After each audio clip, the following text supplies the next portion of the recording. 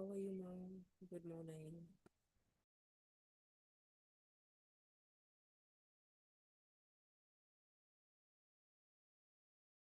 Hello, ma'am. Hello everyone, very good morning. I hope you all are good. How was your test? How it went? Am I audible, everyone? Yes, ma'am. हाँ ma'am, Okay, okay. अभी ठीक आ रही है.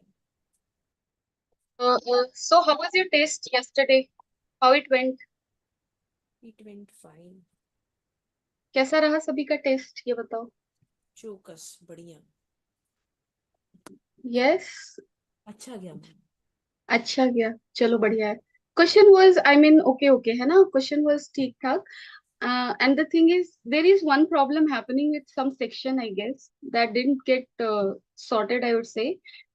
Because last time also I reported some of I mean one out of you reported to me like there was some issue, so I actually communicated but it didn't get solved in that case because tomorrow also in the group I saw the post.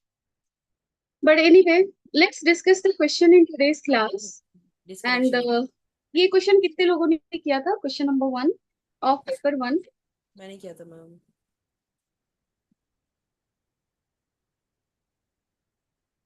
Yes, it happened. Yes ma'am, किया था मैंने. अच्छा किया था. चलो. So let's discuss the question. There is a ray of light incident parallel to the base PQ of an isosceles right angle triangle. So this is isosceles triangle. So if this is 90 degrees, this is going to be 45 and this is also going to be 45. This is clear from the geometry. Now what happens? There is one ray incident here which is parallel to the PQ. So this incident light is parallel to PQ that is given in the question. And then the light that is coming out is also parallel to the PQ. So incident and emergent ray are parallel, we can say. If the refractive index of material of prism is mu, then we needed to calculate the range of ray, right? So if you see here, two internal reflections are happening. One is happening here, another is happening here. And for internal reflection to happen, we already know one thing, that is angle of incidence should be greater than critical angle. Now the thing is, internal reflection are happening at 2 points. Let's say this is point A, this is point B. We need to check where the angle of incidence is what. Okay? So, where the angle will be more minimum. And let's say here angle is some I1 and here the angle is some I2. And if I2 is less than I1, if I2 is less than I1, then we will be interested in knowing if this I2 is greater than IC or not. Okay?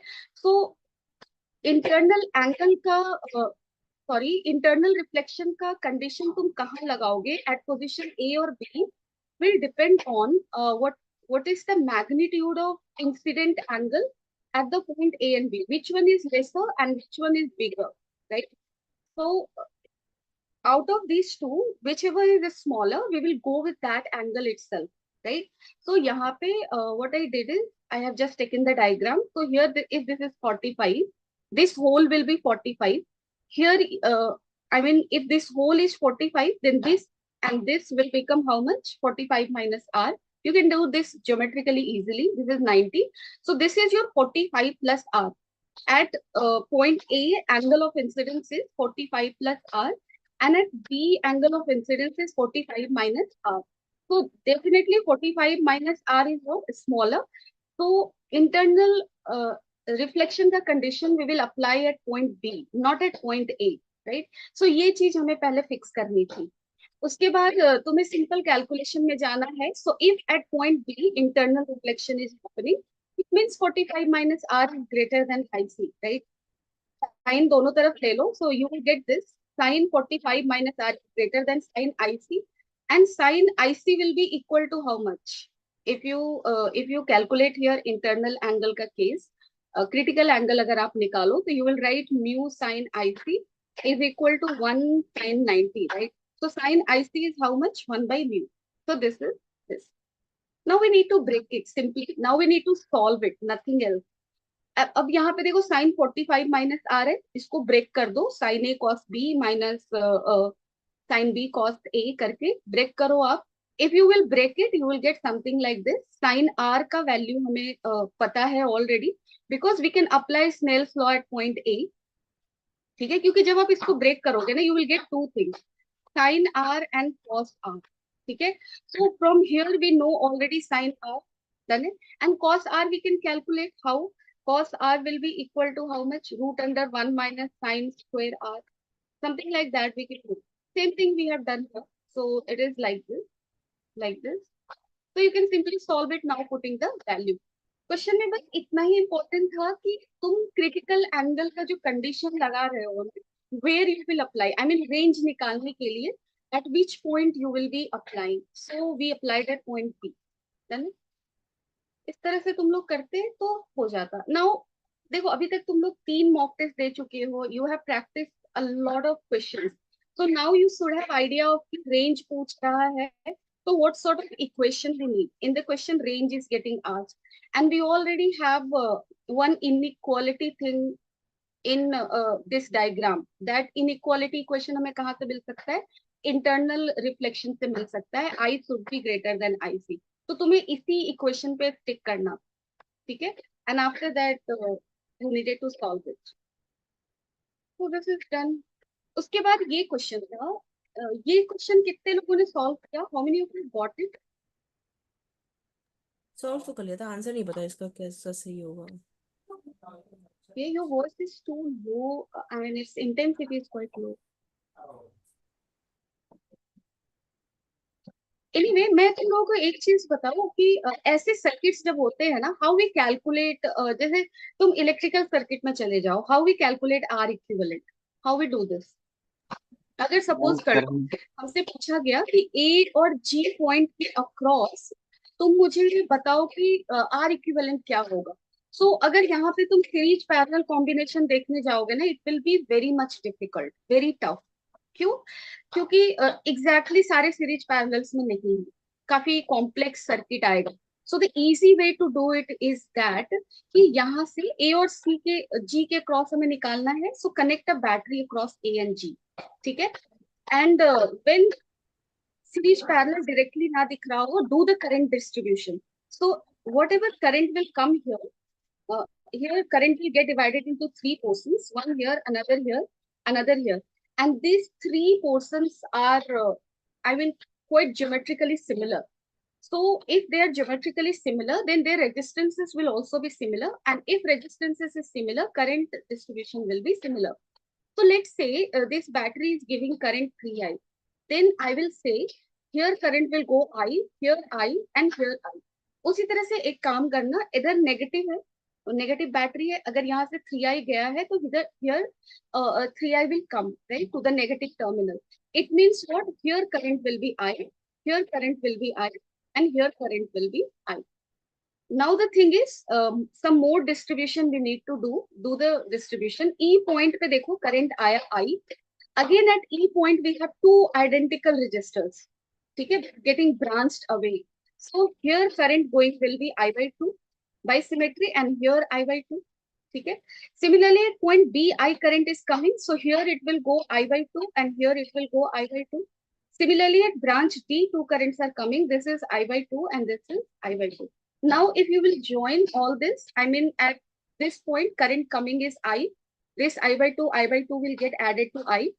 Again at this, in this branch, this I by 2 and this I by 2 will get added to I. ठीक है, दिख रहा है ना, इधर से I by 2 आया और इधर से I by 2 आया. So this is I itself, sorry यहाँ मैंने I by 2 लिख दिया, this is I itself, right? So current distribution तो तुमने कर लिया. अगर तुमने करंट डिस्ट्रीब्यूशन कर लिया, then you can easily calculate R equivalent. कैसे निकाल सकते हो? देखो, सपोज कर लो मैं यहाँ से केवीएल लिखना स्टार्ट करती हूँ. Let's say this is point A. So A point से आप केवीएल लिखो, वी ए माइनस, करंट के डायरेक्शन में हम जा रहे हैं, I will go in this way. ठीक है, लाइक दिस. तो क्या लिखोगे? V A minus I R minus I by 2 R minus I R, और यहाँ पे क्या लिखोगे? Plus what is this plus v equal to what va. ठीक है, वापस we are reaching at A point.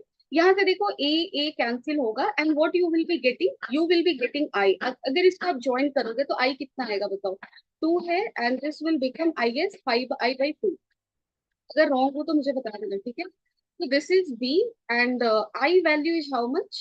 2B by 5R. This is what we are getting. ठीक है.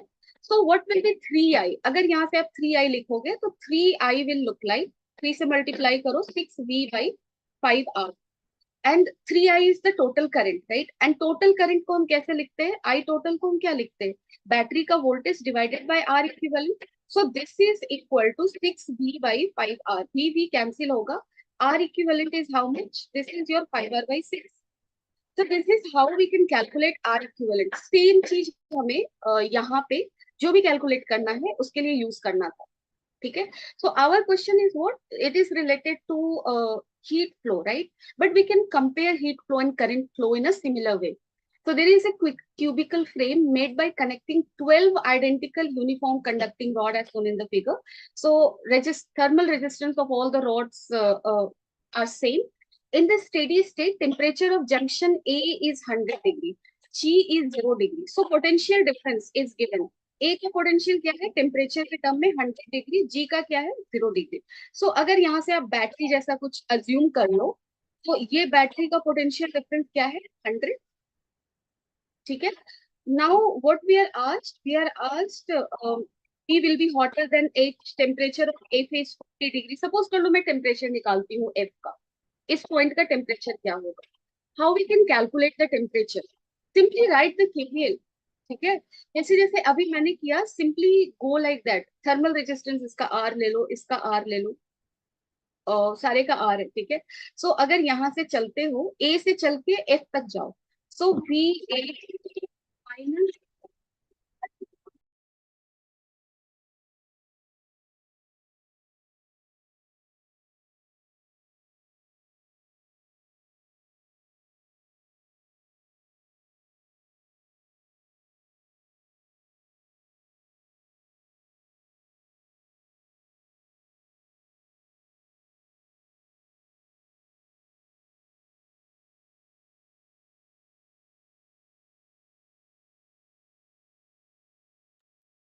परेशान क्यों है ये लोग काम करते हैं. नहीं, कंस्ट्रक्शन काम चल रहा है, इरिटेट कर रहे हैं ये लोग. चलो ठीक है. सो यहाँ से we A minus I R minus क्या लिखोगे अगेन. यहाँ पे करंट कितना गया था इफ यू रिमेम्बर I/2 था. Minus I/2R is equal to क्या लिखोगे वी एफ. ठीक है. नाउ वी ए का पोटेंशियल हमें पता है 100 minus this will become 3I/2R and sorry r होगा and this is equal to V F. अब ये निकाल सकते हो कि नहीं, ये बताओ. ठीक है. आई का वैल्यू हम यहाँ से निकाल सकते हैं. देखो हमें क्या आया है 5R/6. If we took the I mean R equivalent is this. Current का वैल्यू क्या आया था 2V/5R. सो यहाँ से तुम क्लियरली निकाल सकते हो हीट करंट H फ्लोइंग पर unit time 2 into potential difference is how much? This is 100 and this is 5 into R लिखो. So this will become how much? 20 and this is 40/R. So heat current मैं क्या लिखूंगी यहाँ पे 40/R. तो VF is equal to मैं क्या लिखने वाली हूँ VA that is 100 minus 3I/2. तो यहाँ से लिखो 3I/2. If you write here 100 minus 3/2 into I. I is how much here? I is 40/R. So यहाँ से आप 40/R कर दो and 3/2 R था. So 1 R. R will get cancelled. This is 20. So this is 100 minus 60. So this is 40. Correct answer will be what? Temperature of F is 40 degree. इस तरह से हम किसी भी पॉइंट का टेम्परेचर निकाल सकते हैं. ई का निकाल सकते हैं, सी का निकाल सकते हैं, डी का निकाल सकते हैं. We can use KVL. So go for using the KVL and you can easily compare कि बी हॉटर होगा या एच हॉटर होगा. I mean just by looking at the finding the temperature of each point. ठीक है. So this is how you were supposed to solve that question. ठीक है. Any doubt anybody? Ma'am इसका एक ही option सही था. Do you be a bit louder? Ma'am क्या आपने कहा, एक्चुअली आपकी आवाज थोड़ी कट गई थी. Can you write it in the chat section? I'm not able to hear it.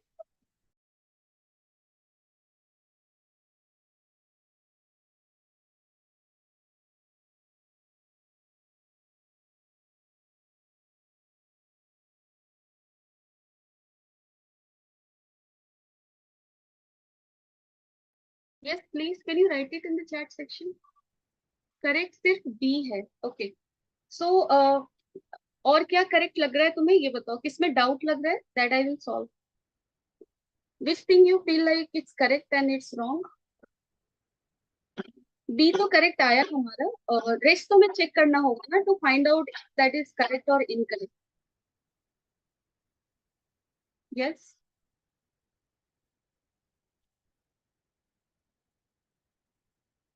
Anybody.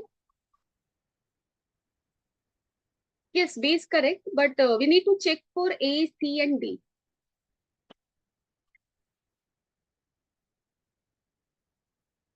Okay, D, B, C टिक किया था तुमने.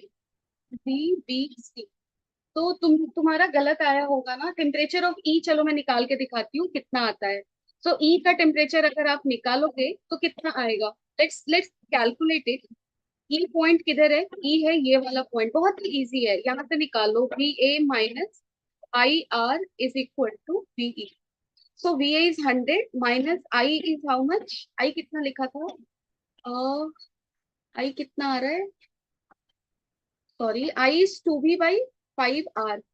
So I is 2V by 5R into R. This is equal to V. So this is 100 minus 2 by 5 into V. And potential difference is how much? 100. So this is your 20. And this is again 40. So 100 minus 40. V is your 60. तो VE तुम्हारा 60 है. E का point यहाँ पे 50 दिया है. So this is wrong, right? Similarly, you can calculate temperature of T. ये भी रॉन्ग आएगा, तभी रॉन्ग दिया है. बट मुझे लगता है एक ऑप्शन 1 था जो कि तुम्हारा गलत दिया है. क्योंकि अगर आप ध्यान से देखो ए और बी और एच को आप ध्यान से नोटिस करो.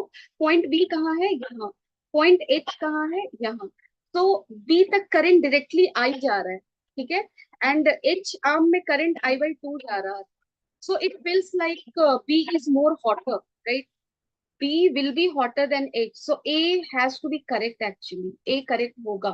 आप निकाल के भी चेक कर लेना. B का पोटेंशियल यानी कि B का temperature will be greater than H का टेम्परेचर. ठीक है. सो ऑप्शन ए हमारा शायद ऑप्शन में नहीं दिया है, but it's also correct. You can check it. एक बार निकाल के देख लेना, शायद मैग्नीट्यूड आएगा ऐसा. देखने से वैसा लगता है. You can see that. Anyone, any doubt further. चलो ठीक है. Let's go on to the next question. Let's go on to the next question. ठीक है. ओके ओके, चलो. ये क्वेश्चन कितने लोगों ने किया ये बताओ. यहाँ पे ओनली यहाँ पे सारा गेम है तुम्हारा सही से चीजें ड्रॉ करने का. फॉर्मूला हमने सबने पढ़ा है ना. जैसे देखो, magnetic field because of current flowing in a straight wire का फॉर्मूला हम सब जानते हैं. हम ब्लाइंडली ऐसा लिखते हैं, mu nought I by 4 pi d sine alpha plus sine beta. And diagram looks like this. Current ऐसे जा रहा है. This is the thing, this is the thing. This angle is alpha, this angle is beta. We write it like this. But you know, wisely we should write the magnetic field का formula like mu naught I by 4 pi d sin alpha. Alpha will vary, sin theta ले लो, it will vary from theta 1 to theta 2. Use this formula always. ठीक है. क्योंकि अगर directly आता है, अगर तुम्हारा सिंपल एक सिंगल वायर है और पॉइंट पी वायर के फ्रेम में ही लाई कर रहा है, then you can easily calculate magnetic field by using this formula. ठीक है. just give me one second.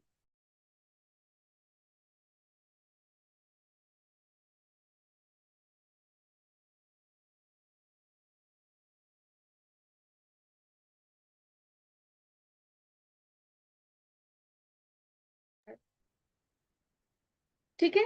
if P point lies in this field then we can easily use the formula. लेकिन what if अगर तुम्हारा rod ऐसा है, इससे current जा रहा है and you are asked to calculate magnetic field at this point. let's say this is point P. ये तो वायर के फ्रेम में लाई नहीं कर रहा. how you will calculate magnetic field in that case. So the formula जो अभी मैंने लिखा ना इंटीग्रेशन साइन के अंदर लिमिट को डाल के जो लिखा है, use that formula. How we will use that? So इस सिंपल केस में मैं बताती हूँ. पी पॉइंट पे निकालना है, ठीक है. Wire is of this length. यहाँ तक वायर है नहीं, इमेजिनरी वायर को एक्सटेंड कर दो. So imagine that wire is up to this. After that draw perpendicular from this line. So we have drawn perpendicular here. ठीक है. अब हमें करना क्या होता है, we connect the two ends of the wire with the point P. So one end of wire is this, so I connected, and another end of wire is this, I connected. Now current started flowing from where? Current started flowing from A and it is ending at B. So A से P को connect करने वाला line AP है, B से P को connect करने वाला line BP है. Now try to see what is the angle getting formed. अब क्वेश्चन ये है कि एंगल हम मेजर कैसे करते हैं. So angle we simply measure from this perpendicular line. ठीक है. And if you are measuring angle in the direction of current sense, that will be positive. If opposite to the direction of current sense, that will be negative. So यहाँ पे देखो P से AP को connect किया. This angle is θ1 and this angle is what? θ2. So both angle are getting measured opposite to the current sense. So here it will become minus θ1 minus θ2. And accordingly you will put in the formula. Coming back to the question, question में P point पे electric field हमें निकालना है. If you see here carefully, this is wire 1, this is wire 2. Because of wire 1, magnetic field at point P has to be 0. Because this is simply along the line of wire. So Biot Savart law use करोगे, dl cross R यहाँ पे 0 है, तो magnetic field 0, no point of calculation. If you talk about wire B, this is semi infinite wire, right? Extend it like this. अगर आपने इसको extend किया, अब क्या करोगे, P पॉइंट से डाल दो परपेंडिकुलर. सो P पॉइंट से हमने डाला परपेंडिकुलर. वायर का दो एंड्स है, एक है एंड ये A और दूसरा एंड है ये B. ठीक है. अब आप क्या करोगे, एंड ए को पी से जोड़ो. एंड ए को जब आप पी से जोड़ दिया, ये लाइन बना, और बी को पी से जोड़ो. B is infinitely long, so again B point is an imaginary point and we are joining this like this. ठीक है. अब आप एंगल्स को देखो. एंगल्स को मेजर कैसे करते हैं, from the perpendicular line. So if you start measuring the angle, यहां से सबसे पहला एंगल ये मिला हमें, this is this, and another angle is this. So this θ1 is your, both are getting measured in the sense of direction of current. क्योंकि current ऐसे जा रहा है, एंगल भी इसी सेंस में हम मेजर कर रहे हैं. सो θ1 is how much? θ1 क्या होगा, दैट इज दिस एंगल. ठीक है. ज्योमेट्री से हम निकालेंगे वो एंगल क्या है. Let's say that is theta. θ2 is how much? That is 90 degree.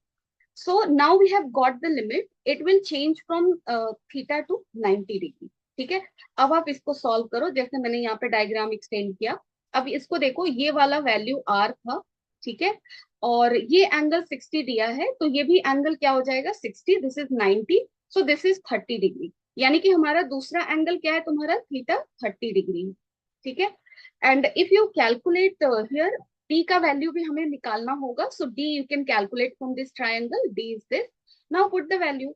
So B equal to mu nought I by 4 pi. D का वैल्यू क्या है, √3/2R. So this is this.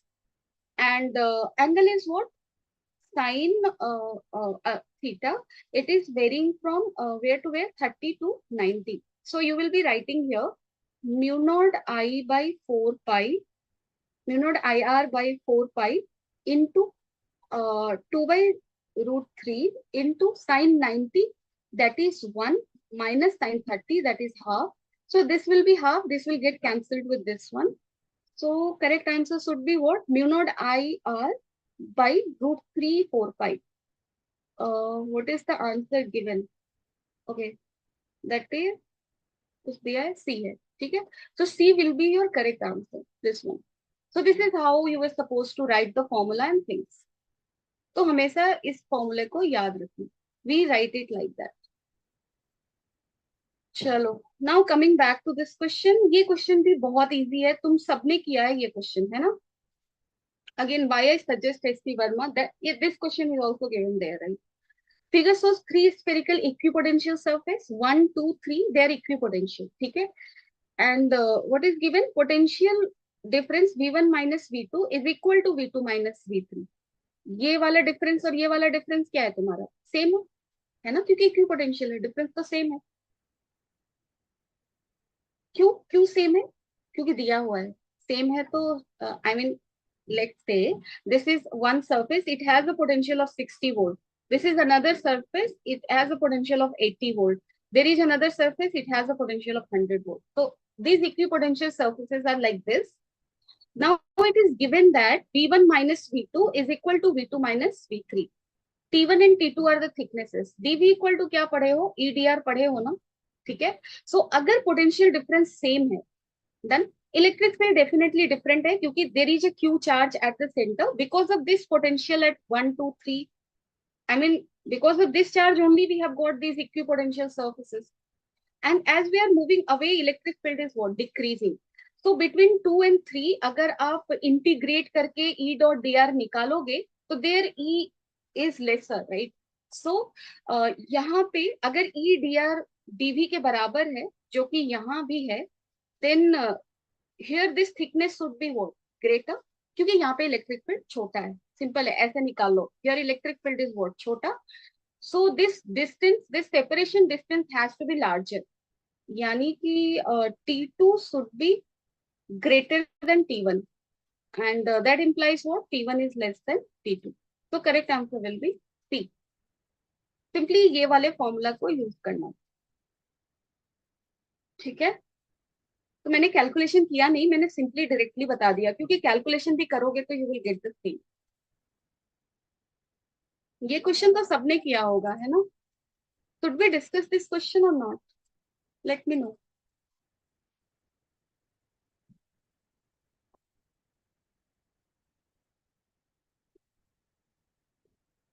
क्या निकालना क्या था तुम्हें? निकालना है डिस्टेंस और डिस्प्लेसमेंट। डिस्प्लेसमेंट क्या होता है? डिस्प्लेसमेंट भी एरिया अंडर कर्व होगा, but area taken with sign, ठीक है।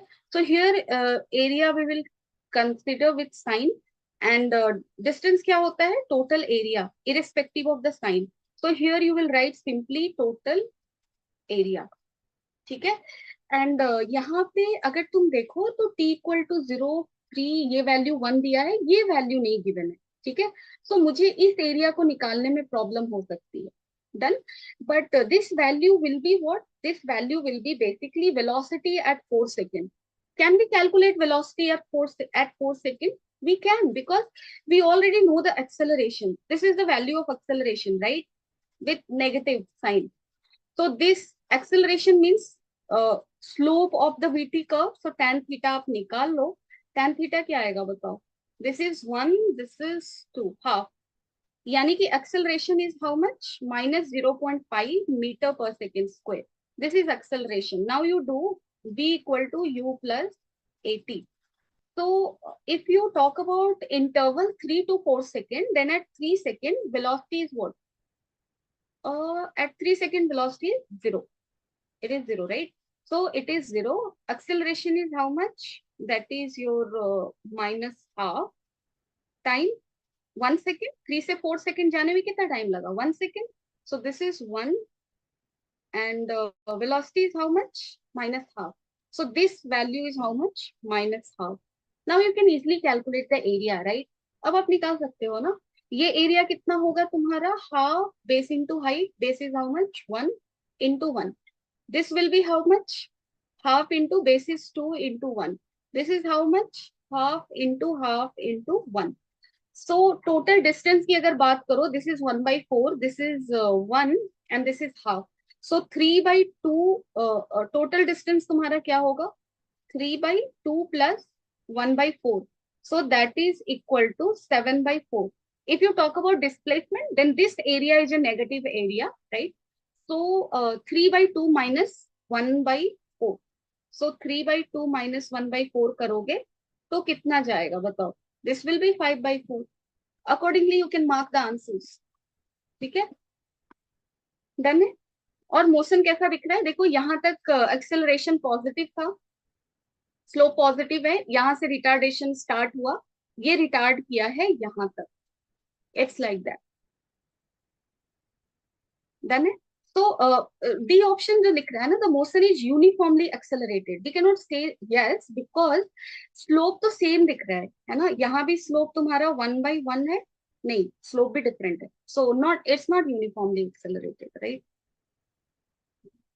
The average velocity of particle, you can calculate displacement by time, average velocity, distance covered, displacement we have got, so you can compare. अब देखो ये question जो है, इस question में क्या कह रहा है, देयर इज अ चैम्बर, ठीक है? सो अ थर्मली इंसुलेटेड चैम्बर है जिसका वॉल्यूम कितना है, 2v नॉट है। क्वेश्चन को पहले समझते हैं, ठीक है? So its volume given is how much, 2v not, and this is getting divided by a frictionless piston of area x. So we have a frictionless piston here, और इस piston का area कितना दिया हुआ है, s है, into two parts a and b, a और b में divide कर दिया। Part A has an ideal gas at pressure P naught, so its variables are like this: P naught, T naught, and in part B is vacuum. A massless spring with a spring constant K is attached like this. Initially, spring is unstretched. Now, what is happened? Gas in chamber A is allowed to expand. Let in equilibrium, spring is compressed by x naught, and when equilibrium reaches, compression in the spring is x naught. How will you do the question? Question simple है कि तुम्हारे पास gas है, उसको vacuum में expand करने के लिए allow किया जा रहा है। How gas expands in vacuum, तुम लोगों ने पढ़ा होगा, केमिस्ट्री के बुक में एक लाइन भी लिखा हुआ है, इफ यू रिमेम्बर। तो वहां पे ये लिखा है कि when gas expands against vacuum, it doesn't require work to be done, है ना?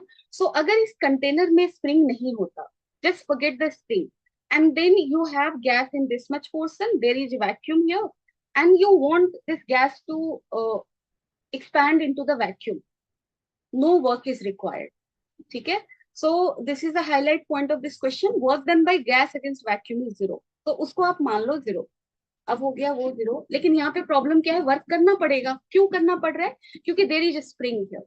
जैसे ही गैस इधर की तरफ फैलना चाहेगा, what will happen, this spring will compress, and the moment a spring will nudge from its natural length position, a spring force will arise, and hence on this piston force will act, and hence resistance, right?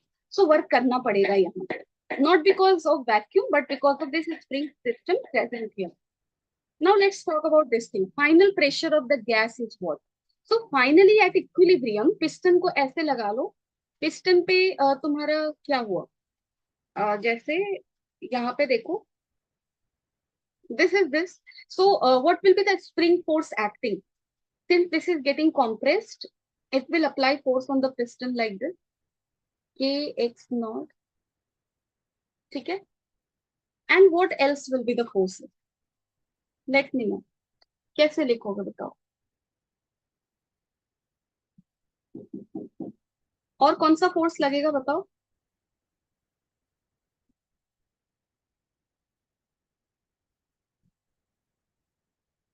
क्या लगेगा बोलो? How you will right it, जैसे देखो initially जब तुम्हारा spring compress नहीं था, when a spring was at its natural length, in that case whatever pressure force is acting from this side, same pressure force is acting from this side, and that is why it is in equilibrium, right? So अगर तुम्हारा इधर से pressure P not लग रहा है, तो इधर से भी प्रेशर तुम्हारा क्या लग रहा है, पी नॉट लग रहा होगा, डन है? And that is why in equilibrium you see there is no, I mean equilibrium नहीं, आई मीन क्या बोलूं, initially I would say, initially initially दोनों साइड प्रेशर क्या रहा होगा, सेम रहा होगा, when spring is not extended और कॉम्प्रेस्ड, यानी कि when delta X is zero, in that case this piston is lying there, it means pressure दोनों साइड क्या रहा होगा, सेम रहा होगा। बट एक्चुअली तुम्हारा question, let me read once more, क्योंकि ये पी नॉट हो नहीं सकता, यहाँ पे वैक्यूम है, सॉरी, है ना? सॉरी सॉरी, मैं भूल गई। This is not a case of two gas system separated by chamber, ठीक है? This is a case of vacuum over here, तब तो क्वेश्चन और भी इजी हो गया, क्योंकि यहाँ पे है वैक्यूम, इधर से कोई प्रेशर है नहीं, so what ever pressure is acting from the this side, ठीक है? सो प्रेशर इधर से ही लग रहा है, let's say final pressure is P, then what you will write here, equilibrium में क्या लिखोगे, pressure force, that is PS, will be equal to how much? A spring force, that is your Kx naught. So what should be the final pressure? It should be Kx naught by S. It should be right. So first option looks correct. क्योंकि यहाँ पे vacuum है ना, we don't need to talk about initially क्या चल रहा था, let's not focus on that, क्योंकि हमारे क्वेश्चन में this region is a vacuum. Vacuum means no pressure, right? No air, so no pressure. Done it. And finally, what is happening? Piston is moving such that gas is expanding. Its pressure will decrease. And it is asking what is that decreased pressure. So let's say that decreased pressure is P. It will act for force in this direction. How much P is? That should be equal to Kx naught in equilibrium. And that is why pressure in equilibrium is Kx naught by S. Now, what is the work done by the gas? अब ये question भी important है. देखो, gas को expand करने में work नहीं करना, खुद के लिए नहीं करना ना, because it is expanding against the vacuum, and whenever gas expand against the vacuum, no work is required. Done it. So whatever, so is there any work happening? Yes, because here there is a spring which is getting compressed, and if a spring is getting compressed, it is gaining energy, half kx naught square. If at equilibrium expansion, stretching is x naught, then so if a spring is gaining this much energy, from where it is coming? Gas must be working, right? So work done by gas here will be equal to half k x naught square. Then, so this will be the case. अगर third option की तरफ जाओ, change in internal energy of the gas is this much. अब चलो internal energy के concept पे जाते हैं. So here what you can write first law of thermodynamics. Delta Q is equal to delta U plus W. You already know system is insulated. Question में दिया हुआ है ना, thermally insulated chamber. So there is no heat flow happening, right? So delta Q is 0. It means delta U is minus W. इसका क्या मतलब है कि gas will utilize its own energy to do the work. So how much work he is doing, by that amount its energy will get decreased. ठीक है. So change in internal energy of the gas is this. इसको actually negative sign के साथ लिखना चाहिए, so that we can say कि energy is decreasing. ठीक है. Temperature of the gas is decrease. Yes, because internal energy is direct function of temperature, right? So if energy is internal energy is decreasing, it means temperature is decreasing. ठीक है. So correct option तो A B C D तीनों ही दिया है, but मेरे according C correct नहीं होना चाहिए क्योंकि नेगेटिव साइन नहीं दिया है. But if you talk about the magnitude is correct. Okay. अब देखो इसी क्वेश्चन में बहुत वेरिएशंस के क्वेश्चंस भी होते हैं. तुम लोग एचसी वर्मा में ऐसे क्वेश्चंस बहुत सारे. तो अगर तुम्हारा दोनों तरफ डिफरेंट डिफरेंट प्रेशर होता, P1 P2 स्प्रिंग लगा होता, तो दोनों तरफ के प्रेशर को तुम काउंट करते. वर्क डन में तुम्हारा I mean question will be formulated in a different way. There it will be said कि प्रेशर कैसे चेंज हो रहा है या नहीं हो रहा है, सिस्टम इंसुलेटेड है या नहीं इंसुलेटेड है. But there may be cases जहाँ पे दोनों चैम्बर में गैस है. ठीक है. इन दैट केस पिस्टन पे फोर्स दोनों तरफ के प्रेशर की वजह से लगेगा. ठीक है. Like that you will have to solve, and in that case work done in expansion won't be zero by the gas. ठीक है. So तुम लोग ऐसे वेरिएशंस के क्वेश्चन को एक बार ट्राई कर लेना, एक दो क्वेश्चंस. It's important. ये क्वेश्चन तो सबने किया होगा ना, क्योंकि लास्ट क्लास में मैंने मॉडर्न फिजिक्स ही बताया था, तो शायद तुम लोग के दिमाग में फॉर्मूला भी फ्रेश होगा. I hope. फॉर्मूला हमने क्या क्या पढ़ा था? I forget things very fast. तो मेरे से उम्मीद ना करना मुझे फॉर्मूला याद हो. क्या है, क्या होता है फॉर्मूला, बताओ. लेकिन शायद मुझे याद हो. 1/λ को हम क्या लिखते हैं? Are Z square. Again Z square for hydrogen like element, but here it is hydrogen. What? अच्छा, कुछ भी नहीं दिया. तो क्योंकि रेशियो निकालना है ना, इसलिए कुछ भी नहीं दिया. चलो ठीक है. वन मैम बाई दिया है, हाइड्रोजन दिया है ना, कहाँ दिया? अच्छा स्टार्टिंग हाइड्रोजन में दिया दिया है। है, देखो. हाँ हाँ, ये रहा ना हाइड्रोजन. सही है. तो जेड तो 1 है. 1/λ. और 1 बाई क्या लिखोगे यहाँ पे? हम क्या लिखते हैं? लोअर ऑर्बिट का वैल्यू लिखते हैं का स्क्वायर, माइनस यहाँ पे हायर ऑर्बिट का वैल्यू का स्क्वायर, राइट? सो तुम्हें निकालना क्या क्या था? It jumps from second excited state. Confusion यहीं पे शायद तुम लोग कर सकते हो सेकेंड और फर्स्ट एक्साइटेड स्टेट में। अगर किए होगे गलती तो नहीं करना चाहिए। n equal to 1 is the ground state, n equal to 2 is the first excited state, n equal to 3 is the second excited state, and so on. Now what is happening? Atom jumps from second excited state to the first one. So basically that is jumping from 3 to 1. यहाँ से यहाँ jump लगाएगा 1 पे, ठीक है। Then we are asked ratio of wavelength, और क्योंकि ratio पूछ रहा है तो कोई और एक जंप होगा, and then to first excited state, और यहाँ से नहीं, and then from first excited state to ground state. So from here to here. So two energies are getting generated in this, let's say E1, in this, let's say E2. हमें किसका किसका ratio निकालना है? Ratio of wavelength, momentum and energy. अब आप ध्यान से देखो, सबसे पहले हम वेवलेंथ निकाल लेते हैं E1 के लिए। सो 1/λ1 को आप क्या लिखोगे? 1/r, 1/2 का स्क्वायर 4 माइनस 3 का square 9, so this is equal to 5/36r, 1/λ1। अब आप निकाल लो 1/λ2। सो 1/λ2 अगर आप निकालोगे तो this will become r, and this is 1 minus 1/4, and that is equal to 3/4, ठीक है। So this is your 3r/4, 1/λ2। सो वेवलेंथ का रेशियो हम निकाल सकते हैं, ठीक है। मोमेंटम, मोमेंटम क्या होता है? फोटोन का मोमेंटम हम क्या लिखते हैं? Energy by C, this is the momentum, okay. Energy by C यानी कि एनर्जी बाई स्पीड। तो अगर एनर्जी का फॉर्मूला लिखोगे hc/λ1, या फिर इन जनरल लिखते हैं hc/λ by C equal to P. So C C, P का मोमेंटम का वैल्यू क्या होगा? h/λ, simple. तो अगर 1/λ1 का वैल्यू पता है तो h/λ दोनों के केस में उसका रेशियो निकाल सकते हैं। यानी कि सिर्फ वेवलेंथ निकालना ही सिग्निफिकेंट है। एनर्जी को भी निकाल सकते हैं। एनर्जी क्या होगा? hc/λ, ठीक है। सो इसका रेशियो क्या दिया हुआ है? एक का रेशियो ए दिया है, एक का बी दिया है, और दूसरे का क्या दिया है? सी।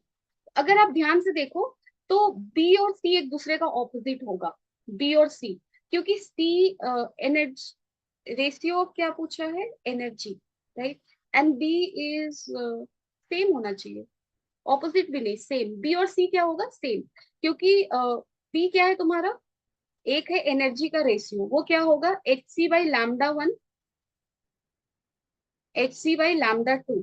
सो बेसिकली 1/λ1 और 1/λ2 का रेशियो निकालना है एनर्जी के केस में, एंड मोमेंटम के केस में भी 1/λ का रेशियो निकालना है। सो बी और सी सेम होगा। If you will calculate it you will get this, निकाल भी सकते हो। 1/λ1 कितना है तुम्हारा? 5r/36, and another one is how much? 3r/4। so if you solve it, this is your 5/27। so C and D तो करेक्ट है। उसके बाद चेक कर लो सारी चीजों को, कुछ नहीं करना, फॉर्मूला पुट करते जाना, ठीक है। Sorry I can not delete it, okay. चलो ठीक है, क्या करूं? यहाँ से ये हटेगा नहीं क्योंकि this is permanently done. Anyway, let's give me some time, ठीक है, आई विल रिमूव इट।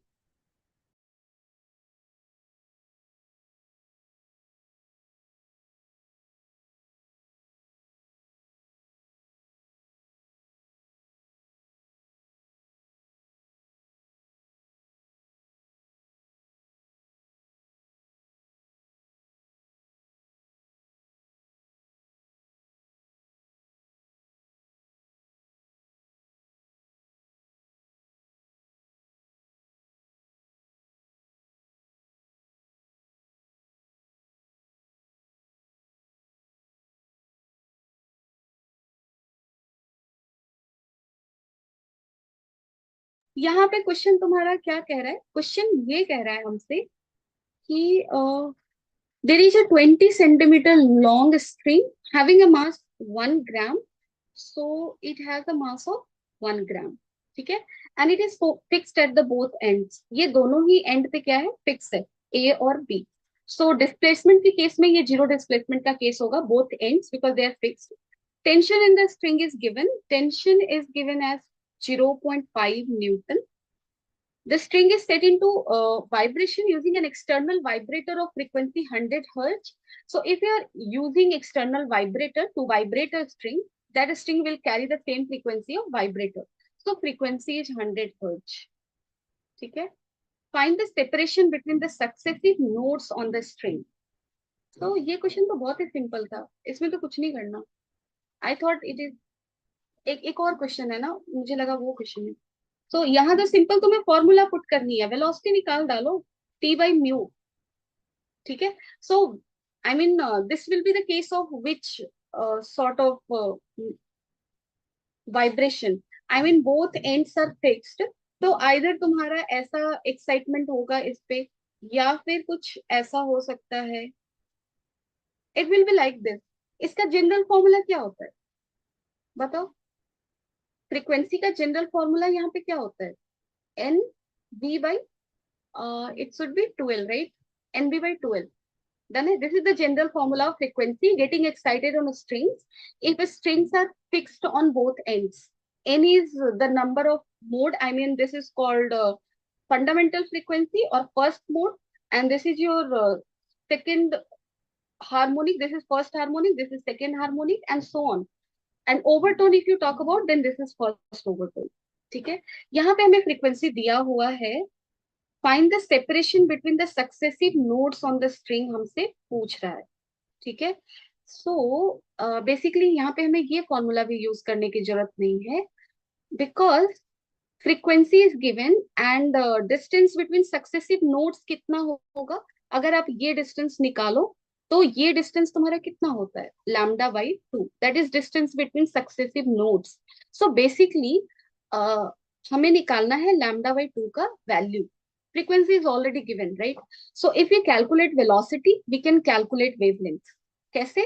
क्योंकि हम जानते हैं velocity by wavelength is equal to frequency. Simply write the formula now. So tension का वैल्यू क्या दिया हुआ है तुम्हारा? 0.5 by mu. Mu is how much? Is it given? नहीं. Mass per unit length कर दो. So that is 10 to the power minus 3. Length is 20 by 100 कर दो. So this is 1 and 10 to the power minus 400. This is 100, right? If you calculate. And tension is how much? Sorry, velocity तो हमने निकाला ना, that is 100. So if velocity is 100, frequency is 100, wavelength is how much? It is 1. So that will be your how much? Maybe calculation में कहीं मैंने mistake किया है, क्योंकि answer given is your 5 centimeter. ठीक है, तुम लोग चेक कर लेना, इसमें कुछ करना है नहीं. तुम simply you have to put in the formula and get the answer. Let's do some more good questions. ठीक है. Simply you have to do V निकाल लो. वी बाई लैम्डा करोगे फ्रीक्वेंसी मिल जाएगा. लैम्डा बाई 2 पूछ रहा होता. ठीक है, you can do it easy. Again यहाँ भी मैंने डिलीट नहीं किया. Let me check once. ठीक है, sorry. I will check all the slides first. I am really sorry यार. Today I got a bit disturbed actually, and that is why things are happening. Sorry.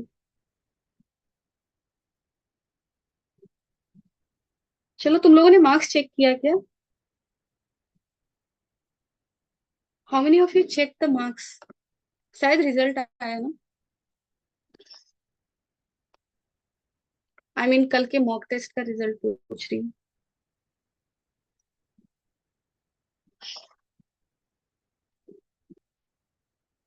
Any important question which you want me to discuss? That also you can drop in the chat section.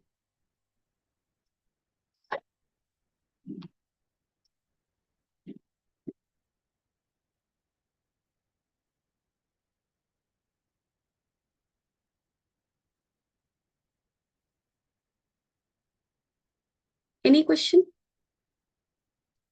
नहीं.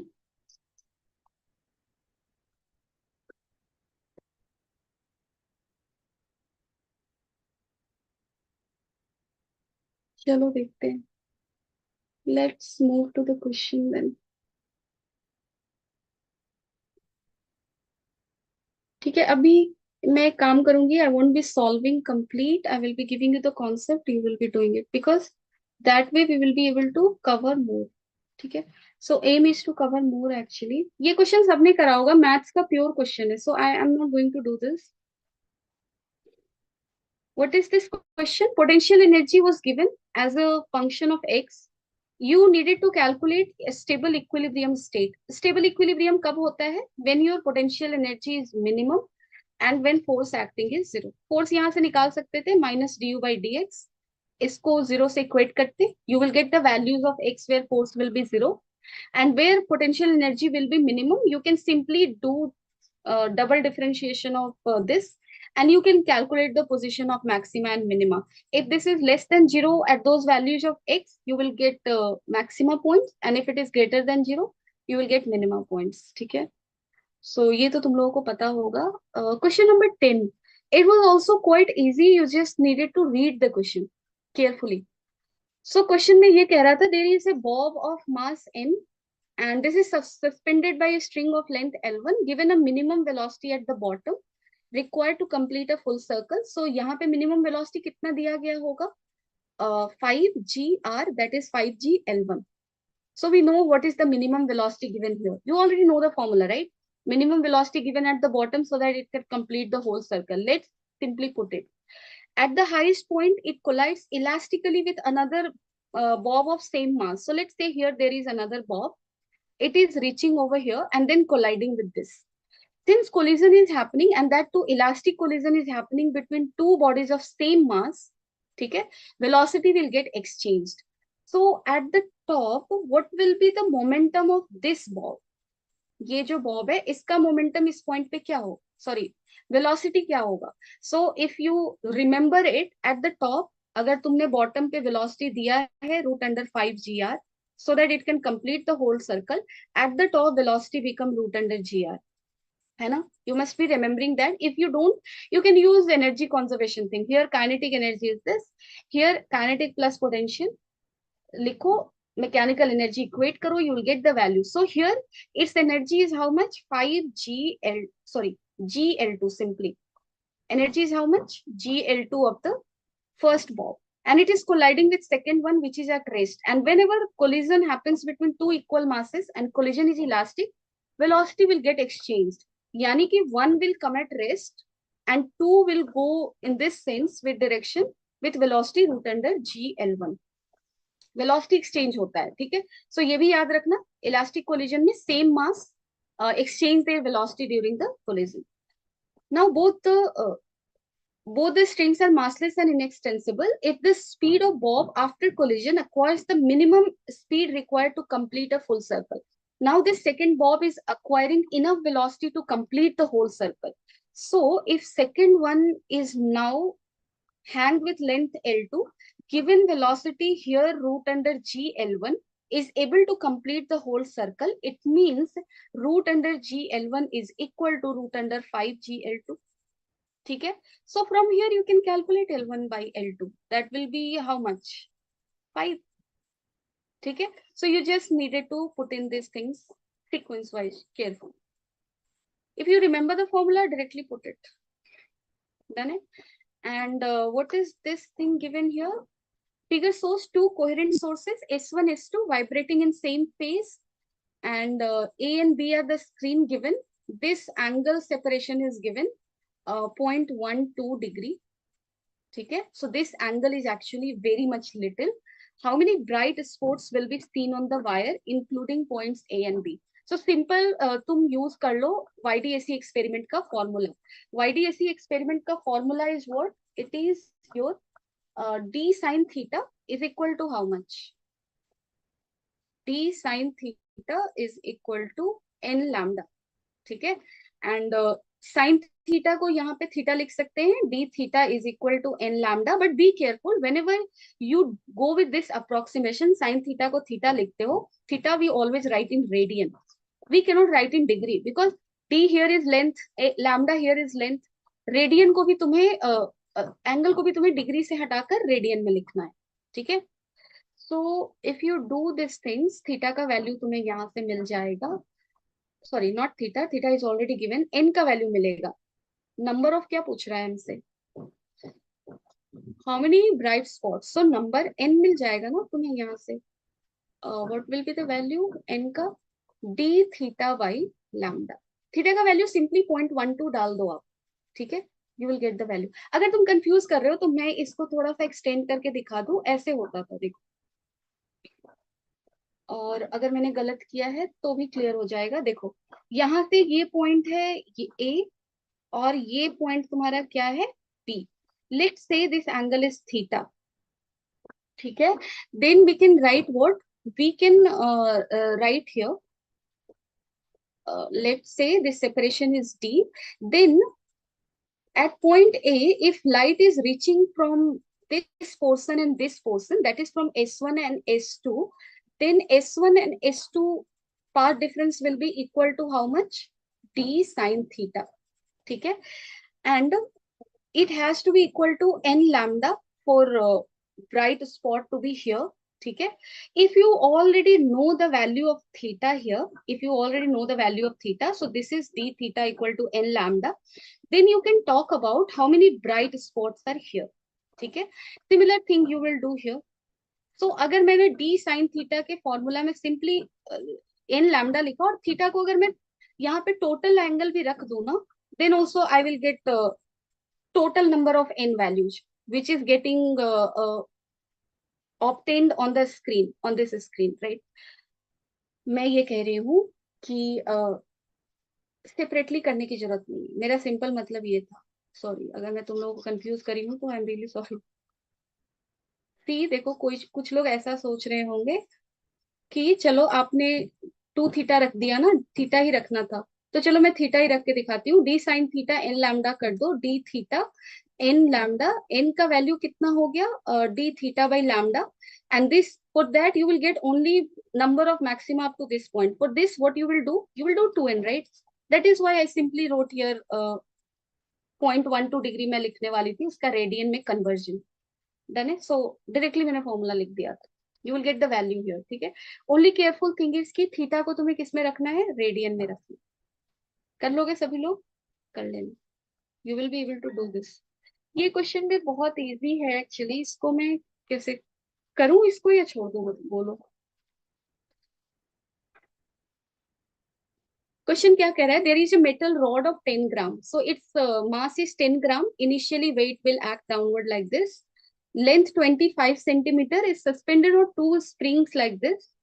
The springs are extended by 4 centimeters. So initially spring force is K into 4, 4K, 4K. ठीक है. So initially you will write what? 8K is equal to W. Unit सही से change कर लेना क्योंकि 4 is in centimeter, metre में करोगे, mass is in gram and all. So you will do all those calculations properly. Now what is happening when a 20 ampere current passes through the rod के through तुमने current pass किया, it rises by 1 centimeter. It is rising by 1 centimeter. It means what? इसका simple meaning ये है कि initially when there was no current, weight was getting balanced by how much? By 8K. यानी कि by 4 centimeter extension of a spring. Now when current is flowing through it, force will act, magnetic force will act such that now a spring's extensions required is only 3 centimeter. Done है. इसका मतलब magnetic force should be acting in the downward, नहीं, it should be acting in the upward direction. Then only spring force के साथ साथ एक और force आ गया है to act in the upward sense. So now W will be equal to ILB plus 6K. ठीक है. है ना. It rises by 1 centimetre means अब स्प्रिंग का एक्सटेंशन कितना होगा, 3 centimeter, 3 centimeter. So now W will be equal to ILB plus 6K. Initially it was this. So from here you can calculate what? If a spring constant is not given, then you can calculate K.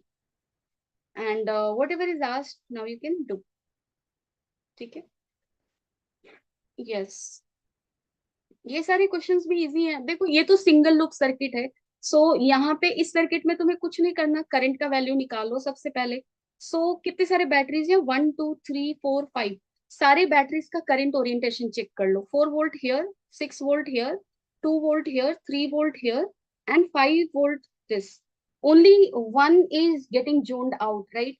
सो जो जो same direction में उसको add कर दो. 4 plus 6 10, 10 plus 2 12, 12 plus 3 15, 15 minus 5 10. सो E equivalent कितना हो गया 10 वोल्ट, आर इक्विवेलेंट तुम निकाल लो, this is 6 + 4 10 and this is 2 12 15 5 20। Current तुम्हें पता है करंट कितना हो गया, half ampere. Now you can calculate potential of any point by using KVL. ठीक है, सो सिंपल है, केवीएल लिखोगे अब आप। ओके, ये क्वेश्चन क्या था, इसको देखते हैं। So in the circuit shown in figure, two coils are arranged as shown. Some operation which is carried out in circuit 1 is mentioned in list 1 and then we have to match things with list 2. ठीक है, चलो हम देखते हैं क्या हो रहा है। Switch S is closed, switch S को हमने क्लोज किया, क्लोजिंग टाइम को इग्नोर करना है। Then what will happen in second coil, बताओ क्या होगा। अब आप देखो स्विच 1 को आप जैसे ही क्लोज करोगे current will flow in this sense, and current is flowing in this sense का मतलब magnetic field in coil A will be in which direction, current current के डायरेक्शन में फिंगर को कर्ल करो आप। So if you are curling the finger current sense is up से down, right. So magnetic field is in this sense, magnetic field तुम्हारा किधर हुआ, इस सेंस में हुआ। इसका मतलब क्या हुआ, इसका मतलब this is your south pole and this is, या फिर उल्टा बोल रही हूँ मैं, अगर तुम्हारा मैग्नेटिक फील्ड इधर है तो किसको मुझे साउथ किसको नॉर्थ बोलना चाहिए, sorry I am getting really confuse. बताओ किसको नॉर्थ किसको साउथ बोलूं, हेल्प कर दो please.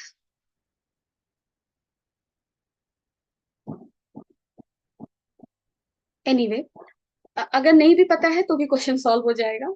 Magnetic field is in this sense, हमें ये पता है ना, चलो इसी को पता रखते हैं।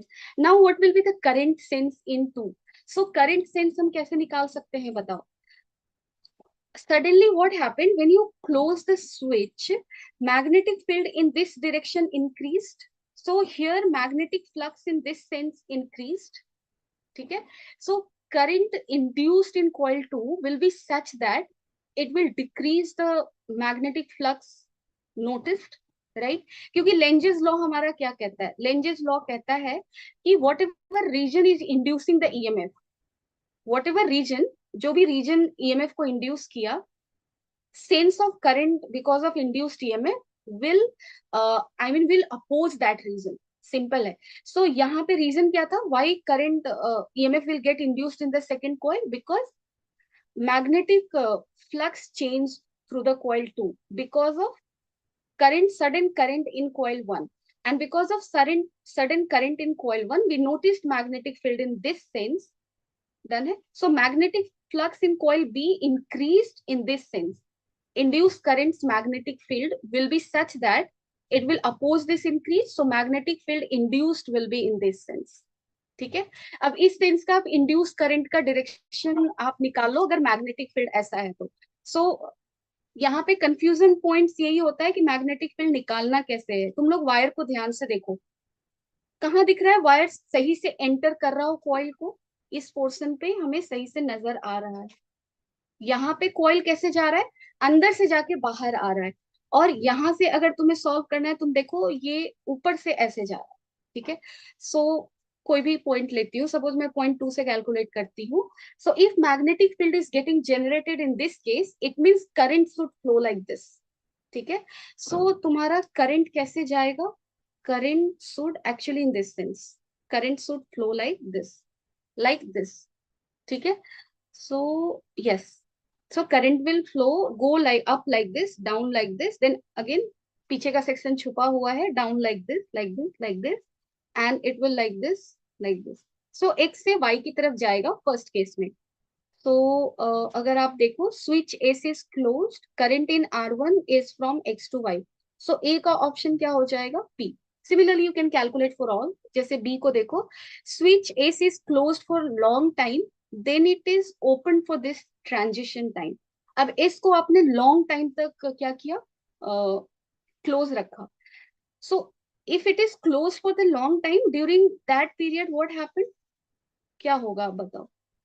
सो सिंपल है, the moment you close the switch S, यहाँ पे चेंज दिखा, but if it will stay close for long time this coil B will notice flux in this direction, constant flux in this direction, it will notice। right? Magnetic field ऐसा होगा, flux will go like this. Now if you are removing the plug, if you are removing the switch S, then what will happen? Current will suddenly decrease in coil A. And if current is suddenly decreasing in coil A, this direction flux will current suddenly decrease. And if it is decreasing, then EMF induced in coil B will be such that it will oppose this decrease. That is, it will try to increase it. So it will try to generate magnetic field in this sense itself. And then magnetic field direction will be opposite to that of first case, and that is going to be from y to x. So B का option क्या लिख दोगे तुम? Y से x. उसी तरह से आप सारे केसेस को निकाल सकते हो. If coil A is moved perpendicular to B, switch S is closed. अब देखो परपेंडिकुलर टू B कहने का मतलब यहाँ पे क्या था, अगर आप इसको सॉल्व करते हो, परपेंडिकुलर टू B कहने का मतलब B कॉइल का एरिया वेक्टर का डायरेक्शन क्या होगा? ये होगा एरिया वेक्टर का डायरेक्शन. आई मीन बट देखो एक चीज था यहाँ पे क्वेश्चन को, इससे परपेंडिकुलर का मतलब क्या होगा, किस डायरेक्शन में लेकर जाएंगे? Let me think. Coil A is move perpendicular to B. So B से परपेंडिकुलर किधर जाएगा बताओ? कॉइल बी है ये, ऐसे कॉइल बी रखा हुआ है, उससे परपेंडिकुलर मूव करना है. पैरेलल मूव करने का मतलब तो मुझे लगता है ऐसे होना चाहिए था. थोड़ा सा स्टेटमेंट में प्रॉब्लम था. I saw this question actually. If you are moving parallel to the coil, तो ऐसे होना चाहिए मोशन. परपेंडिकुलर तो ऐसे होना चाहिए. और अगर तुम ऐसे मूव कर रहे हो ना, इस कॉइल ए को अगर ऐसे मूव कर रहे हो, तो तुम्हारा क्या होगा? फ्लक्स विल स्टिल चेंज, क्योंकि तुम्हारा जो ये मैग्नेट है वो कुछ ऐसा है. ठीक है, it's going like this, it's like this. Sorry मैं क्या बना रही हूँ seriously, I have lost my mind. Magnet का मैग्नेटिक फील्ड कैसे, मैंने डाइपोल बना दिया है, सॉरी. सो अगर मैग्नेटिक फील्ड मैंने ऐसे दिखाया है तो इट्स लाइक दिस. ठीक है, ऐसे कुछ. And if you are taking it upward, then यहाँ से जो भी फ्लक्स ऐसे इसमें लिंक हुआ था ऐसे सेकेंड कॉइल में, if you are moving this coil up, then this वाला रीजन जो है ना ये अप जा रहा है. सो इसके थ्रू फ्लक्स क्या होगा? डिक्रीज होगा, right? So if it is moved perpendicular to B and switch S is closed, flux through this will decrease. Simple है. अगर ऐसे भी मूव कर रहा है तो डिक्रीज करेगा. And if it is decreasing, then what will happen? Same as जो अभी अभी हमने किया था उसमें भी डिक्रीज हो रहा था, right? So whatever is the case, Lenge's law तुम लोग लगा लेना, you will get it. Battery of constant EMF is replaced by a varying EMF. Again varying EMF है, तो magnetic field is what? Changing. If magnetic field is changing in this direction, initially वो क्या होगा? बढ़ता जाएगा, then current direction will be, I mean AC current ऐसा होता है ना. सो हाफ सर्कल में क्या होगा? करंट इंक्रीज हो रहा होगा, यानी कि ये वाला डायरेक्शन का करंट इंक्रीज हो रहा है. सो एक बार वो x से y होगा, दूसरी बार वो y से x होगा. So option should be S in case of D. current in R1 can vary from x to y or from y to x if it is variable current then. ठीक है, so accordingly you can answer. ये क्या था question? अच्छा, यहाँ तो simple है, तुम्हें ओवरटोन निकालना है. You should remember the formula. अगर तुम्हारा एक फॉर्मूला तुम्हारा क्या होगा? N B by 2l. Second formula is what? 2n plus 1 v by 4l. So for closed organ pipe, you will be getting NB by 12. For open organ pipe, you will be getting this. ठीक है, first overtone हमें कब मिलता है? n equal to 1 के लिए. ठीक है, सॉरी n इक्वल टू 2 के लिए. Fundamental frequency is for n equal to 1, and first overtone starts from n equal to 2. ठीक है, in case of this one. And यहाँ पे सेकेंड फॉर्मूला जो तुम्हें दिख रहा है ना, इसमें भी अगर मैं जनरलाइज करना चाहूँ तो आई शुड राइट हियर -1. ठीक है, सो -1 लिख दो. n इक्वल टू 2 से तुम्हारा क्या स्टार्ट होगा? फर्स्ट ओवरटोन दोनों ही केस में. ठीक है, फॉर्मूला कुछ उल्टा लिखा क्या मैंने? कर सकती हूँ मैं ये mistake. Let me make it more clear. ठीक है, क्योंकि तुम लोग अभी एग्जाम देने वाले हो, I should not confuse anybody. So let's say formula is N B by 12. This is for close organ pipe.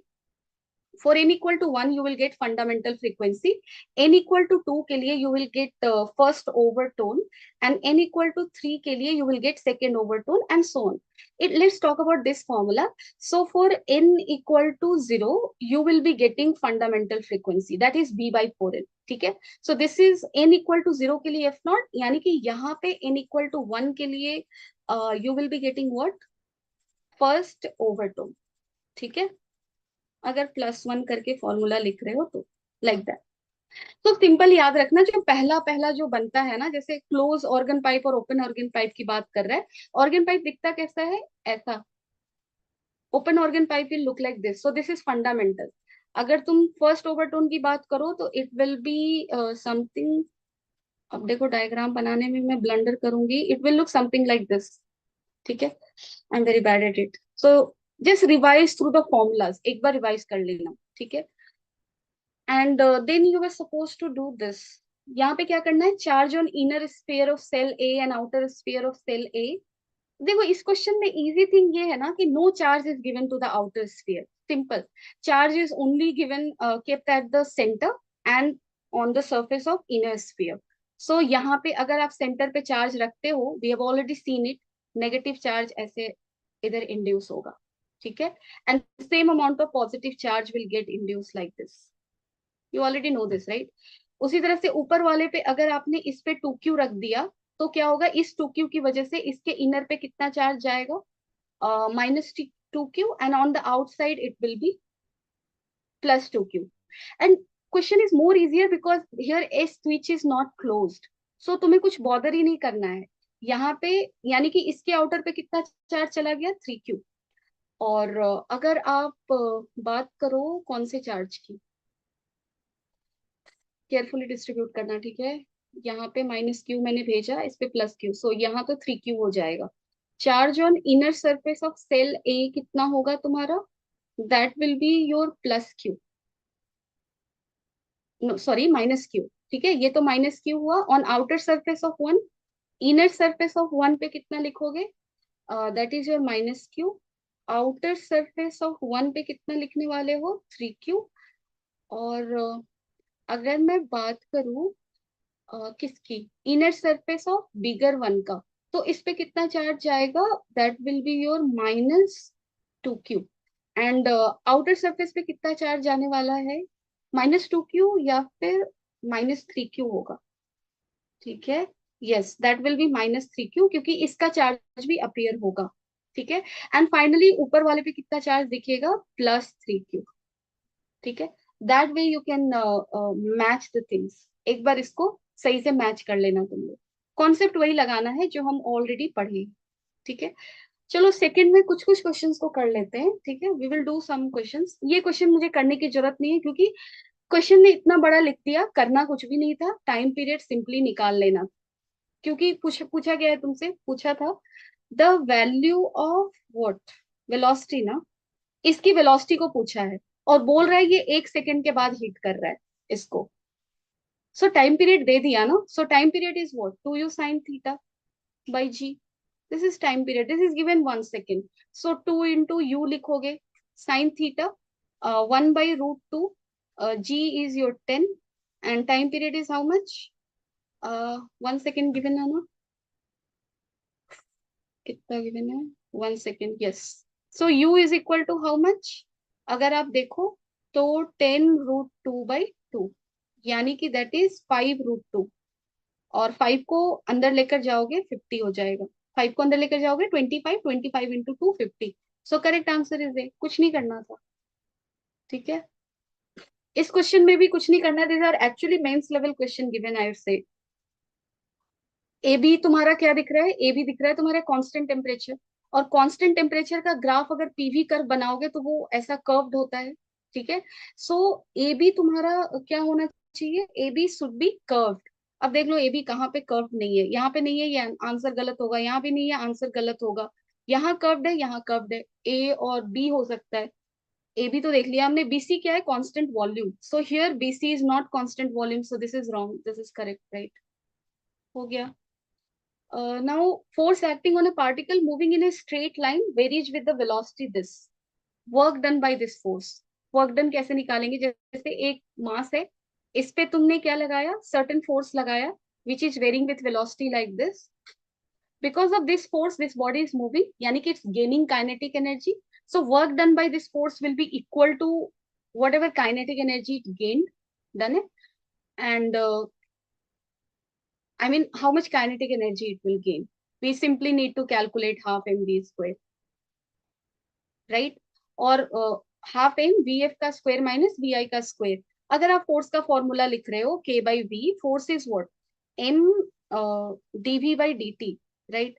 And this is equal to K by v. अगर आप यहाँ से सॉल्व करोगे, v d v equal to K d t, if you solve it you will get the answer. Let's say this is v one to v two. So M by two, क्योंकि v d v का integration v square by two, so M by to मैंने लिखा. And here v2 square minus v1 का square, this is equal to kt. So this is equal to work done, right? क्योंकि यहाँ पे और किसी चीज की बात हुई नहीं है, पोटेंशियल के कॉन्सेप्ट का कोई आई मीन रोल है नहीं, because this is moving on horizontal road, no potential energy because of gravity, right? So basically whatever work is being done, that is getting stored in the form of kinetic energy of the body. So it is kt. ठीक है. Now if you will solve this question, इस question को भी मैंने तुम लोगों को करवाया है क्लास में. लीनियर इम्पल्स अगर लग रहा हो, how you will solve things, I have told you in rotation. So question ये बोला था, there is a uniform rod of length L. So this rod is of length L. It is pivoted at point A, that is fixed. It is struck by a horizontal force which is delivers an impulse J at a distance x. Impulse delivered by pivot if is zero if x is equal to what? Impulse delivered by pivot point is zero, it is said. Then x will be equal to what? अब देखो इसका क्या मतलब है. इसका simple मतलब ये है कि जैसे मैंने तुम लोगों को बताया था कि कोई भी पॉइंट को जब तुम फिक्स करते हो, हिंज करते हो, पिवट करते हो, देन व्हाट हैपेंस, यहाँ से दो फोर्सेस लगते हैं. एक लगता है ऐसे लगाते थे हम, दूसरा ऐसे लगाते थे. ठीक है. मैंने बोला था ये दोनों आइदर एक वर्टिकल भी कभी कभी हो सकता है, सिर्फ हॉरिजॉन्टल भी हो सकता है, डिपेंडिंग ऑन केसेस. यहाँ पे कह रहा है impulse delivered by pivot is zero. इसका मतलब क्या हुआ कि यहाँ पे जो भी फोर्स लग रहा है ना पिवट के पास, we don't need to worry about it, but उसकी वजह से जो इम्पल्स लग रहा है वो जीरो है. इम्पल्स क्या होता है, F D T, and this is equal to what, D P. यानी कि momentum change of this point is zero. इसका मतलब इनिशियली तो ये फिक्स था, इनिशियली ये फिक्स था, इसकी मोमेंटम क्या है, जीरो.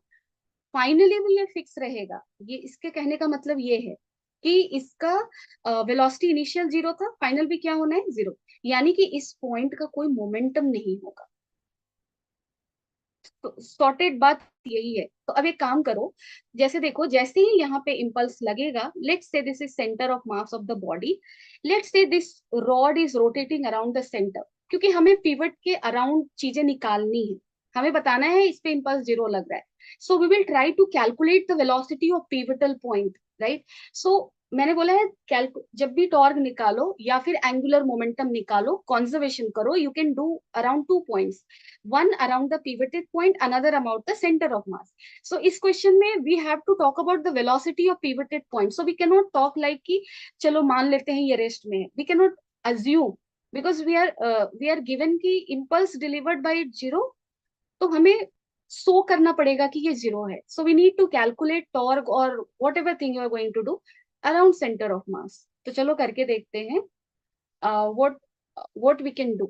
ये जो पॉइंट है, सपोज करो यहाँ पे लीनियर इंपल्स लगा, उसकी वजह से ये ऐसे रोटेट किया. लीनियर इंपल्स जे है, आर क्रॉस ऐसे करोगे, so it will rotate in opposite direction. मैंने गलत लिया,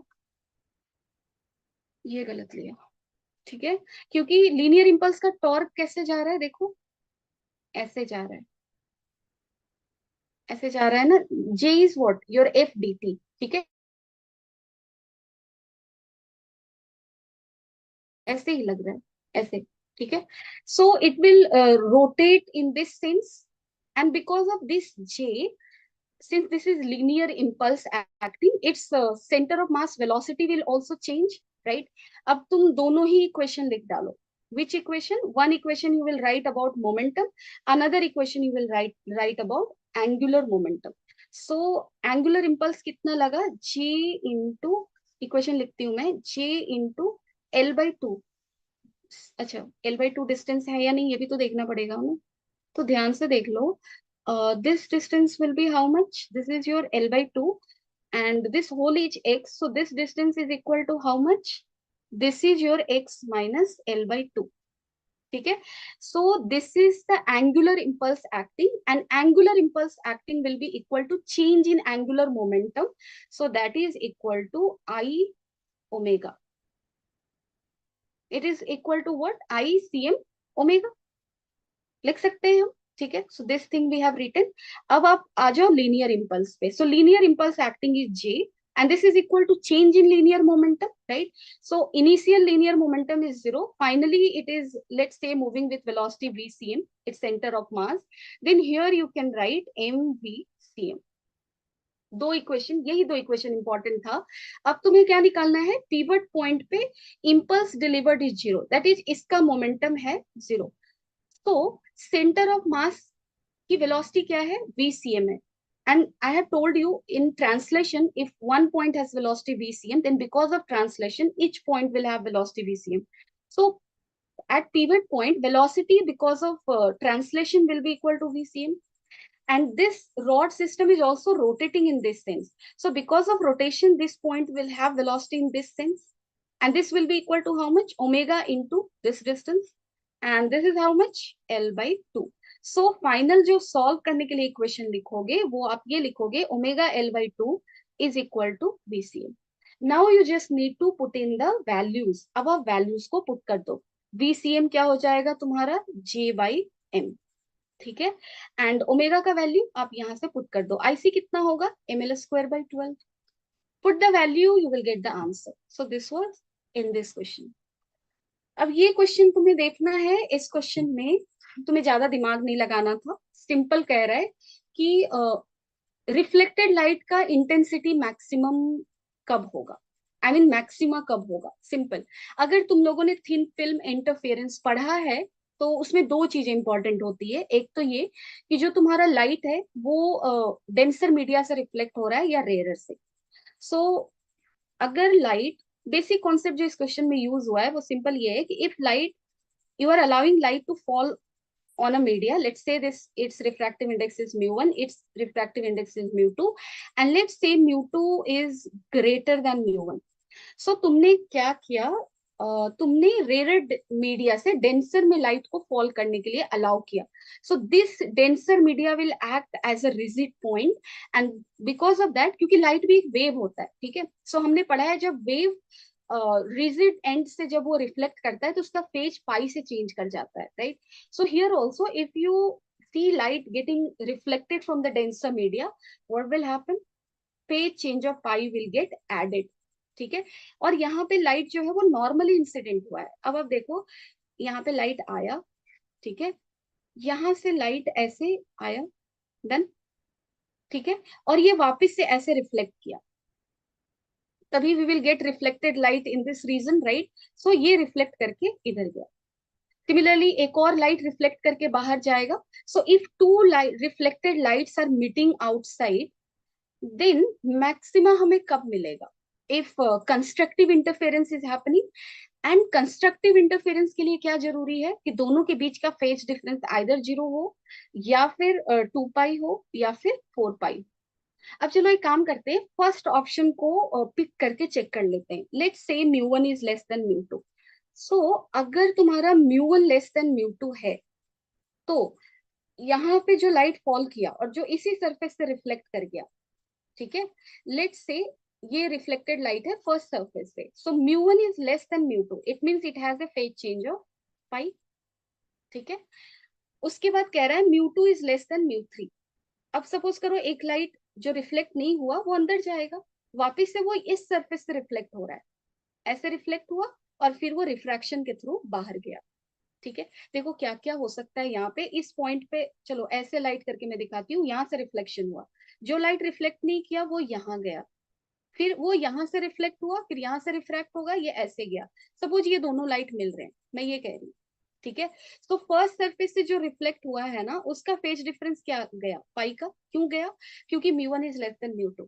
now talk about mu two and म्यू3। म्यू2 इज लेस देन म्यू3, so this is also becoming a rigid boundary. So यहाँ से जो लाइट रिफ्लेक्ट हुआ है उसमें फेज चेंज पाई का ऐड हुआ। रिफ्रैक्शन में कोई फेज चेंज का गेम नहीं है, ठीक है। सो यहाँ से भी जो लाइट जा रहा है उसके पास फेज डिफरेंस पाई है। So overall इन दोनों के बीच का फेज डिफरेंस क्या है? Pi minus pi, zero. Again they will constructively meet if they are meeting. So reflected light will be maximum if mu1 is less than mu2 is less than mu3. Yes, it's correct, है ना। क्योंकि अगर ये तीनों case है तो तुम्हारा light में क्या होगा? कंस्ट्रक्टिव इंटरफेरेंस होगा रिफ्लेक्टेड में।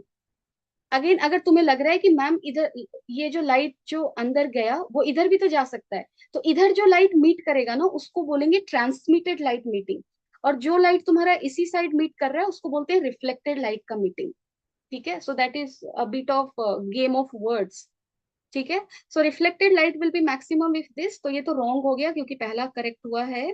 ट्रांसमिटेड लाइट की आप बात कर लो, तो अगर मैं तुम्हें यहाँ पे ट्रांसमिटेड लाइट का कॉन्सेप्ट बताऊं, तो सपोज कर लो यहाँ पे लाइट पहले आया, तो रिफ्लेक्शन से हमें मतलब है नहीं। यहाँ से चलो लाइट ऐसे गया, रिफ्लेक्ट हुआ, एंड यहाँ पे ये लाइट ऐसे ट्रांसमिट हो गया। तो ये जो सीधा सीधा लाइट आया है ना, इसमें तो कोई फेज चेंज नहीं हुआ because only refraction has happened. So one को ऐसे रखो। सेकंड की आप बात करो, यहाँ से ये लाइट रिफ्लेक्ट हुआ, ठीक है। अब यहाँ पे ये लाइट क्या होगा, वापस से ऐसे रिफ्लेक्ट हो सकता है, तभी ये ट्रांसमिशन की साइड आएगा, और वापस से ये रिफ्रैक्ट।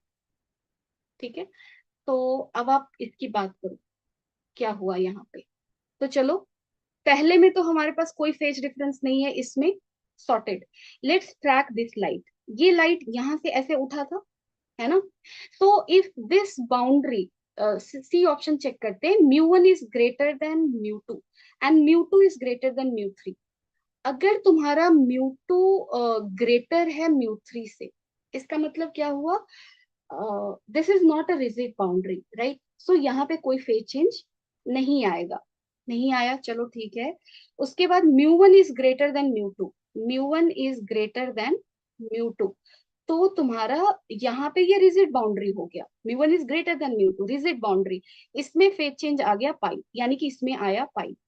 इसमें जीरो फेज, इसका pi phase, phase difference is pi, it will give you minima not maxima. So first option wrong हो जाएगा। अब आप सेकेंड ऑप्शन को देख लो, म्यू1 इज ग्रेटर देन म्यू2, तो यहाँ तो पाई आया। अब कह रहा है म्यू2 इज लेस देन म्यू3। अगर तुम्हारा म्यू2 लेस है म्यू3 से, तो ये रिजिड बाउंड्री का केस है, यहाँ भी फेज का चेंज पाई होगा।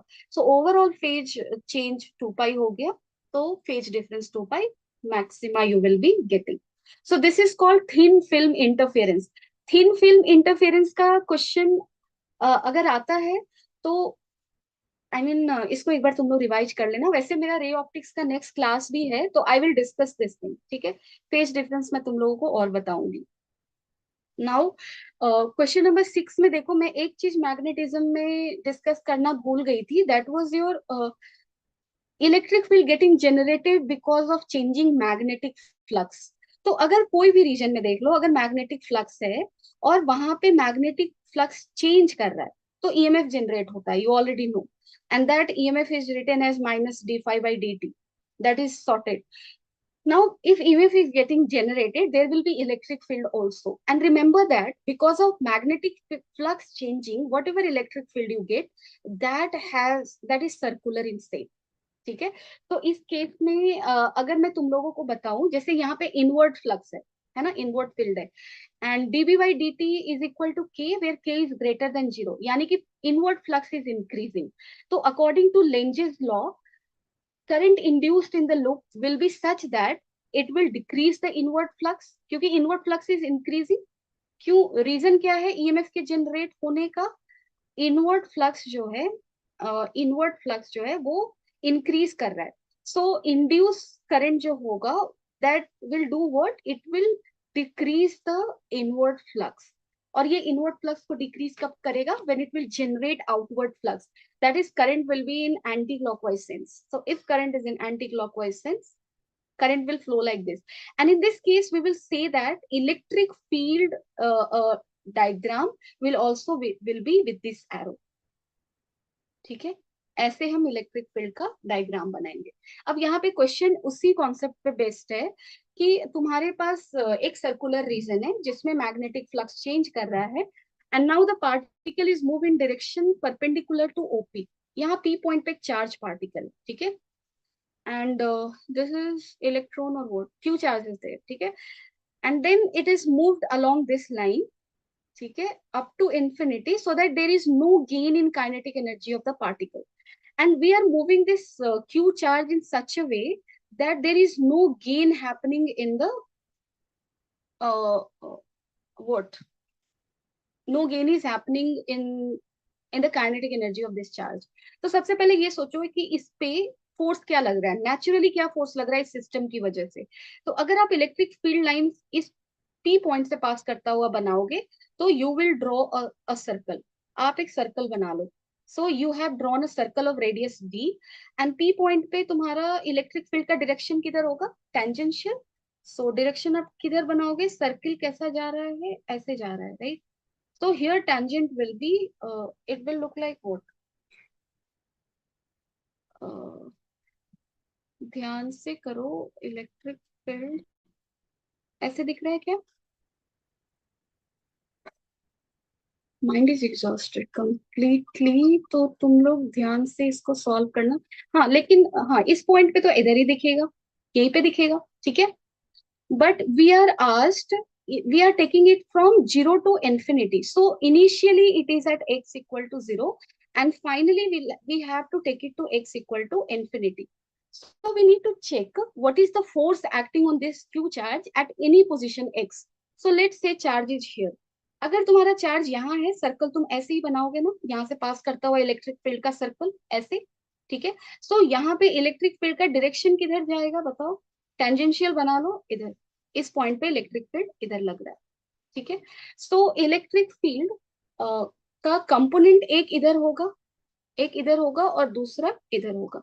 Since we are moving electric field along the x axis in such a way that its kinetic energy is not increasing, it means velocity इधर है। अब देखो, वेलोसिटी जब इधर हो और फोर्स परपेंडिकुलर लग रहा हो, जो भी फोर्स परपेंडिकुलर है वो तो वर्क नहीं करेगा, ठीक है। तो ई का जो component perpendicular to the line of motion है, that is not doing work, so उसका टेंशन है नहीं हमें। हमें टेंशन किसका है, let's say this angle is theta, so E cos theta will actually change, will try to change the velocity of charge. So force acting because of E cos theta is QE cos theta. So same amount of force we will act in this direction. That is QE cos theta. तो external force का हमसे work done पूछा है, external force will be equal to how much, Q E cos theta, ठीक है। अब तुम लोग बहुत समझदार हो, तुम लोग सही से डायग्राम को और देखना और क्वेश्चन करना, ठीक है। बेसिक चीज ये था कि तुम्हारे पास एक चार्ज था जो कि ऐसे जा रहा है, यहाँ से इलेक्ट्रिक फील्ड यहाँ से सर्कुलर ऐसे पास कर रहा है, इलेक्ट्रिक फील्ड इधर है, इसका एक कंपोनेंट इधर है, दूसरा इधर है, you have to just check with this. यही यहाँ पे एक इंपॉर्टेंट कॉन्सेप्ट था। जस्ट गिव मी 1 मिनट, ठीक है। सो कल के क्लास में I will get this thing done, okay, I'm getting a call actually, so I will have to leave, but this question is important, I will discuss this, ठीक है। कल के class में I will first discuss this, after that or maybe when we will read wave, क्योंकि वो भी हमारे discussion में है, so when we will start with that class I will take up this question and I will solve it, ठीक है। किसी को कोई डाउट है बता दो, anybody, किसी को कोई डाउट है, let me know. Thank you for staying till the last. I know some people got, maybe they got confused and left. Because you know what happens, 18 questions are there, so I'm like I have to solve all, I mean sort of। तुम लोग पहले अगर filter करके बता दो कि इतने questions ma'am ये जरूर कर दो, तो it will be more easier for me and for you also. So इसी चक्कर में थोड़ा सा फास्ट हो जाता है, अदरवाइज ठीक है। चलो चलो everyone, take care of yourself, then take lunch, and in case of doubt you can text me, ठीक है। Bye everyone, take care of yourself.